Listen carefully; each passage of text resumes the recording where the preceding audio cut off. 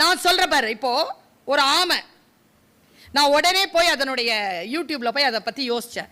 நான் 4 விஷயம் சொல்றேன் பாரு ஆமை பத்தி. You will be so happy to know about it. இந்த உலகத்தில் இருக்கிற ஜீவராசிகள்லயே உலகத்தில் இருக்கிற ஜீவராசிகளிலேயே அதிக வாழ்நாட்கள் வாழக்கூடிய ஒரே ஜீவராசி ஆமை. அதனுடைய வயசு சொன்னேன்னு வச்சுக்கோங்க, மினிமம் 300 to 500 to 800. எத்தனை ஜெனரேஷன்ங்க பார்க்கும். நம்ம தாத்தாவை பார்த்துருக்கோம், அதுக்கு அப்பனை பார்த்துருக்கோம், அவங்க அப்பாவை பார்த்துருக்கோம், அதுக்கு முப்பாட்டனை பார்த்துருக்கோம். 800 வருஷமாங்க. இன்னொரு விஷயம் சொன்னா நீ ரொம்ப ஆச்சரியப்பட்டு போவ. கடல் வாழ் உயிரினங்களிலேயே அதிக கிலோமீட்டர் பயணம் செய்யக்கூடிய ஒரே மிருகம் ஆமை. திமிங்கலத்தை விடவும். அது எப்படின்னா, சொன்ன ஆச்சரியப்படுவ. என்ன செய்யுமா, மூட்டை இருக்குல்ல, அது மேல உனக்கு புக்கு மூட்டை இருக்குது, நீ ஆமைதான். நீயும் அதிக வாழ்நாள் வாழப்போகின்ற ஆமை, நீயும் அதிக நாட்கள் பயணம் செய்ய போகின்ற ஆமை. நான் ஆசீர்வதிக்கிறேன். இதுல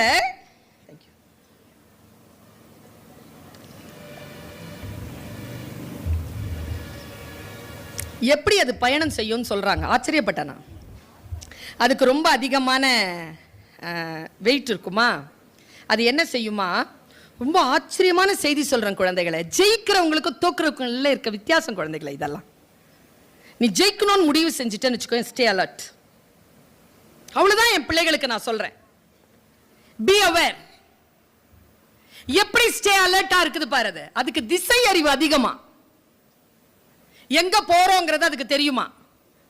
அது என்ன செய்யுமா, வேகமா போகணுங்கிறத கால்குலேட் பண்ணிடுமா.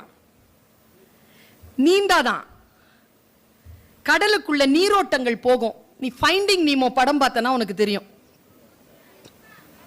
உள்ள நீரோட்டங்கள் போமா, அந்த நீரோட்டத்துல போய் தன்னை இணைச்சுக்குமா. வேகமா போகிற அந்த ஆமையை விட அதிதீவிரமாக போகின்ற அந்த நதியினுடைய ஓட்டத்தில் தன்னை இணைத்துக் கொள்ளுமாம் ஆமை. மற்றவங்க எல்லாம் பின் தள்ளி அது பாட்டுக்கு நீந்தி முன்னால போய்கிட்டே இருக்குமா. உனக்கிட்ட சொல்லட்டுமா, நீ சேர்ந்திருக்கக்கூடிய நீரோட்டம் தான் இந்த பள்ளிக்கூடம். சேர்ந்து பயணம் பண்ணிக்கோ, ஜெயிச்சு வந்துரு. எவ்வளவு வேகமா பயணம் பண்ண முடியுமோ அவ்வளவு வேகமா பயணம் பண்ணு. கரிக்குலமா பயன்படுத்திக்கோ.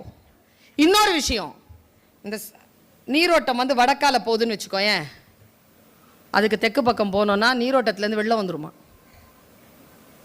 நீரோட்டம் போற பக்கத்துல போவாது. அதான் உனக்கு சொல்ல விரும்புற செய்தி. லெஃப்ட் சைடில் போகணும் அப்படின்னு சொல்லி அது தெற்கு பக்கம் போகணும்னு அது முடிவு பண்ணிருச்சுன்னா தெற்கு பக்கத்தில் வரக்கூடிய நீரோட்டத்திற்காக காத்திருக்குமா. அங்கே போய் ஜாயின் பண்ணிக்குமா. அது 300 வருஷம் 400 வருஷம் முட்டையிடுதுன்னா அந்த 400 வருஷமும் எந்த இடத்துல முட்டையிடுமோ உலகத்தில் எங்கே கடலில் சுற்றினாலும் முட்டையிடுறதுக்கு மட்டும் அங்கே வந்துருமா. என்ன திசை அறிவுங்க அதுக்கு. தமிழர்கள் கடலாடிகள். அவர்கள் கப்பல் வைத்து கடலிலே பயணம் செய்தவர்கள். அவர்கள் சுக்கானை திருப்புகின்ற பொழுது உள்ள லென்ஸ் வச்சு ஆமை போகின்ற திசையில் தான் போவாங்களாம். ஏன்னா ஆமை திசை திரும்பாது. அந்த நீரோட்டங்களை வைத்துக் கொண்டு கடலை செலுத்தியவர்கள் என்று குறிப்பு சொல்கிறது. Be like a tortoise. Life ஒரு முறை தானே, கற்றுக்கொள், சைன் பண்ணிட்டு போ. பெரிய அளவில் வாழ்க்கையில் முன்னேறுவதற்கு வாய்ப்புகள் கிடைக்கின்ற பொழுது அந்த வாய்ப்புகளை பயன்படுத்த என்கிறேன் நான். பயன்படுத்தாதவர்கள்